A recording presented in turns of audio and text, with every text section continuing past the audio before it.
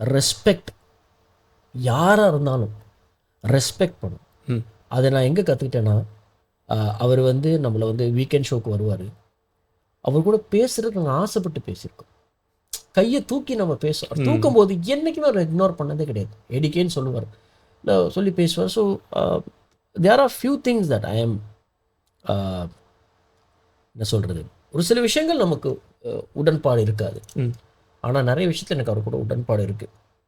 As an actor I have learnt lot from his craft. நிறையா கற்றுருக்கோம். அவருடைய அந்த டிசிப்ளின், அந்த ஒர்க் எத்திக்ஸ், அதுக்கப்புறம் வந்து இத்தனை வயசாகி அந்த ஓடுற விஷயங்கள் இதெல்லாமே.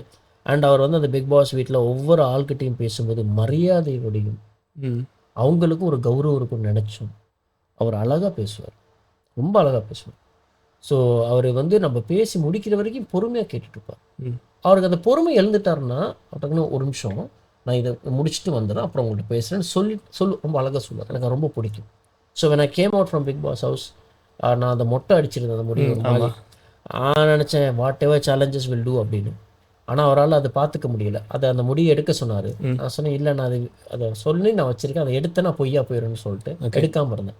வெளியே வந்த நேரம் அவர் போட்ட அந்த கேப், அந்த கேப் எனக்கு ஒன்று கொடுத்தாரு, இதை போட்டுக்க அப்படின்னு. அந்த கேப்பை நான் இப்போ வரைக்கும் வச்சுருக்கேன். அதை ஃப்ரேம் பண்ணுறதுக்காக வச்சுட்ருக்கேன். அதுக்கான நேரம் அமையதே இல்லை. ஓகே. ஸோ அது ரொம்ப சந்தோஷமான ஒரு கிஃப்ட் என் லைஃப்பில்.